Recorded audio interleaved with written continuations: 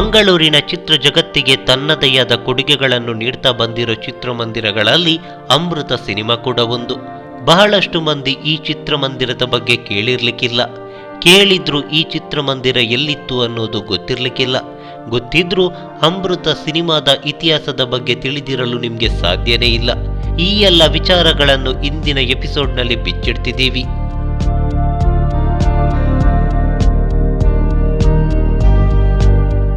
S, ಮಂಗಳೂರಿನ ಪಾಂಡೇಶ್ವರದಲ್ಲಿ 1969ರಲ್ಲಿ ಲೋಕಾರ್ಪಣೆಗೊಂಡ ಅಮೃತ ಸಿನಿಮಾವನ್ನು DN pi ಅವರು ಸ್ಥಾಪಿಸಿದ್ರು.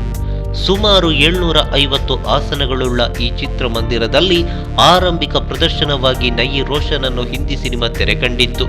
ಹಾಗೆ ಇಲ್ಲಿ ಭಾರತೀಯ ಚಿತ್ರರಂಗದಲ್ಲೇ ಸಂಚಲನ ಮೂಡಿಸಿರೋ ಅಮಿತಾಬ್ ಬಚ್ಚನ್ ಮತ್ತು ಧರ್ಮೇಂದ್ರ ಅಭಿನಯದ ಶೋಲೆ ಸಿನಿಮಾ ತೆರೆಕಂಡಿತ್ತು. ಈ ಚಿತ್ರವನ್ನು ಇಲ್ಲಿ ಅತಿ ಹೆಚ್ಚು ಪ್ರೇಕ್ಷಕರು ವೀಕ್ಷಿಸಿದ್ದಾರೆ. ಹಮ್ ಕಿಸಿ ಸೆ ಕಮ್ ನಹಿ, ದಿವಾರ್, ಬಾಬಿ ಹೀಗೆ ಒಂದಿಷ್ಟು ಹಿಂದಿ ಸಿನಿಮಾಗಳು ಇಲ್ಲಿ ಅತಿ ಹೆಚ್ಚು ವಾರ ಪ್ರದರ್ಶನ ಕಂಡಿದೆ.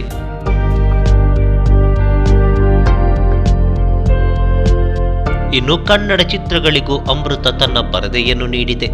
ಡಾಕ್ಟರ್ ವಿಷ್ಣುವರ್ಧನ್ ಅವರು ಮೊಟ್ಟ ಮೊದಲ ಬಾರಿಗೆ ನಾಯಕ ನಟನಾಗಿ ನಟಿಸಿರೋ ನಾಗರಹಾವು ತೆರೆ ಕಂಡಿದ್ದು ಇದೇ ಅಮೃತ ಚಿತ್ರಮಂದಿರದಲ್ಲಿ.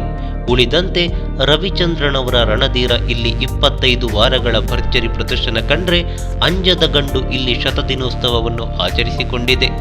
ಹಾಗೆ ಈ ಚಿತ್ರಮಂದಿರದ ಮಾಲೀಕರಾದ DN ಪೈ ಅವರ ನಿರ್ಮಲಾ ಎಂಟರ್ಪ್ರೈಸಸ್ ಮೂಲಕ ಹಂಚಿಕೆಯಾದ ಅಜೇಯ ಮತ್ತು ಸ್ವಾಮಿ ಶರಣಮಯ್ಯಪ್ಪ ಚಿತ್ರಗಳು ಇಲ್ಲಿ ಅತಿ ಹೆಚ್ಚು ವಾರ ಪ್ರದರ್ಶನಗೊಂಡಿದೆ.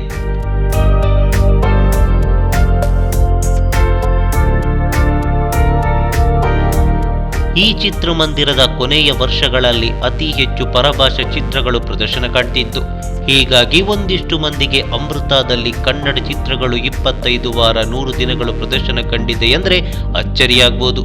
ಅದೇನೇ ಇರಲಿ, ಹೀಗೆ ಅದೆಷ್ಟೋ ಚಿತ್ರಗಳನ್ನು ಪ್ರದರ್ಶಿಸಿದ್ದ ಅಮೃತ 2007ರಲ್ಲಿ ಕೊನೆಯುಸಿರೆಳೆಯಿತು.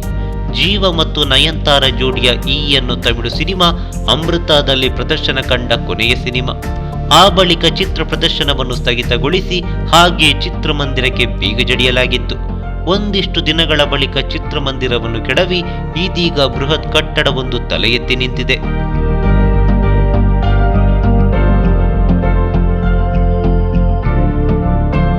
ಈ ಮಾಹಿತಿ ನಿಮಗೆ ಇಷ್ಟವಾಗಿದ್ರೆ ಲೈಕ್ ಮಾಡಿ, ಶೇರ್ ಮಾಡಿ, ಹಾಗೆ ನಿಮ್ಮ ಅನಿಸಿಕೆ ಅಭಿಪ್ರಾಯಗಳನ್ನು ಕಾಮೆಂಟ್ ಬಾಕ್ಸ್ನಲ್ಲಿ ಬರೆಯಿರಿ. ನೀವು ನಮ್ಮ ಕೋಸ್ಟಲ್ ಕನ್ನಡ ಯೂಟ್ಯೂಬ್ ಚಾನಲ್ಗೆ ಸಬ್ಸ್ಕ್ರೈಬ್ ಆಗಿಲ್ಲ ಅಂದ್ರೆ ದಯವಿಟ್ಟು ತಕ್ಷಣವೇ ಸಬ್ಸ್ಕ್ರೈಬ್ ಬಟನ್ಗೆ ಕ್ಲಿಕ್ ಮಾಡಿ. ಹಾಗೆ ನಮ್ಮ ಪ್ರತಿ ಅಪ್ಡೇಟ್ಸ್ಗಳನ್ನು ಶೀಘ್ರದಲ್ಲೇ ತಿಳಿಯಲು ಪಕ್ಕದಲ್ಲಿರೋ ಬೆಲ್ ಐಕಾನ್ಗೆ ಕ್ಲಿಕ್ ಮಾಡಿ. ಹಾಗೆ ನಮ್ಮ ಹೆಚ್ಚಿನ ಅಪ್ಡೇಟ್ಸ್ಗಳಿಗಾಗಿ ಕೋಸ್ಟಲ್ ನೆಟ್ವರ್ಕ್ ಫೇಸ್ಬುಕ್ ಪೇಜ್ಗೆ ವಿಸಿಟ್ ಮಾಡಿ. ಧನ್ಯವಾದಗಳು.